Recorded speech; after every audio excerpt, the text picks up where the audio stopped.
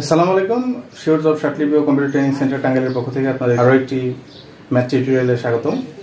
আচ্ছা, তো আজকের ম্যাথে আমরা দেখি কি বলছে যে পিতার বর্তমান বয়স পুত্রের বর্তমান বয়সের 6 গুণ। পিতার বর্তমান বয়সটা হচ্ছে পুত্রের বর্তমান বয়সের 6 গুণ।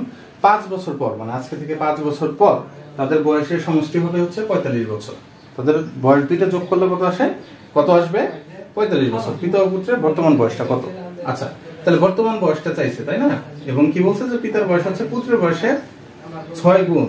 তাহলে পুত্রের বয়সের 6 গুণ, পুত্রের বয়সটা দেওয়া নাই, তাহলে কি ধরতে হবে? x ধরে নিতে হবে। যে মনে করি পুত্রের বর্তমান বয়স হচ্ছে x বছর, পুত্রের বর্তমান বয়স x বছর, পিতার বর্তমান বয়স কত? তার 6 গুণ, অর্থাৎ 6x বছর। এবং ওই যে বলছে না যে 5 বছর পরে তাদের বয়সের সমষ্টি, তাহলে 5 বছর পরে কত বয়স হবে? তাহলে এখন যদি পুত্রের বয়স হয় x বছর, তাহলে 5 বছর পরে তার বয়স হবে আরো 5 বছর অ্যাড হবে, যোগ হবে, অর্থাৎ x + 5 বছর হবে।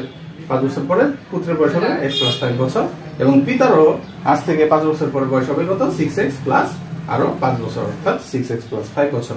এবং এই তাদের বয়সের সমষ্টিটা কত? বয়সের সমষ্টি হচ্ছে 45।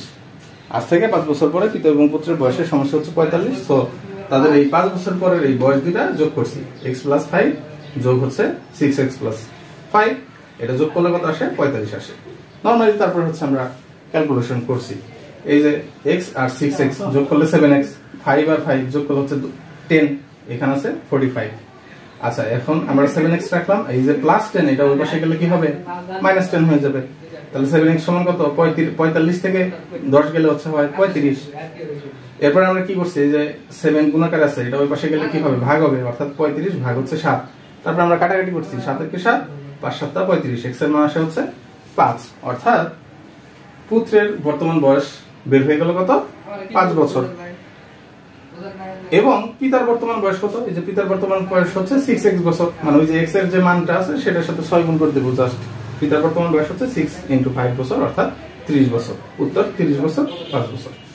এই হচ্ছে ম্যাথ, একেবারে খুবই সহজ একটি ম্যাথ, ঠিক আছে? এই যে এরকম চাকরির বাজারে কিন্তু কি আপনি শার্টলিপিকার কাম কম্পিউটার অপারেটর, তারপর হচ্ছে কম্পিউটার অপারেটর, অফিস সহকারী, ব্যক্তিগত সহকারী, এই সমস্ত পদে আপনি বিভিন্ন অধিদপ্তর, মন্ত্রণালয়, সচিবালয়, পরিদপ্তরে, হ্যাঁ, স্বায়ত্তশাসিত বিভিন্ন প্রতিষ্ঠানে কিন্তু আপনি এরকম সহজ সহজ আপনি ম্যাথ পাবেন। এমনও ম্যাথ আমি দেখি যে একেবারে এর থেকেও সহজ সহজ ম্যাথ, আপনি একটা পৃষ্ঠার অর্ধেক পৃষ্ঠায় এই ম্যাথগুলো করে ফেলতে পারবেন।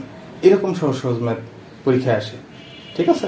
সো আপনারা জাস্ট হচ্ছে আমাদের পাশে থাকুন, আমাদের সাথে কানেক্টেড থাকুন। ফেসবুক পেজ এবং ইউটিউব চ্যানেল শিওর জব, অথবা আপনি শিওর জব শার্টলিপিও কম্পিউটার ট্রেনিং সেন্টার টাঙ্গাইল এটা লিখেও সার্চ দিতে পারেন, শিওর জব লিখে সার্চ দিতে পারেন, অথবা শিওর জব স্পেস টাঙ্গাইল এটা লিখেও আপনি ইংলিশে সার্চ দিতে পারেন।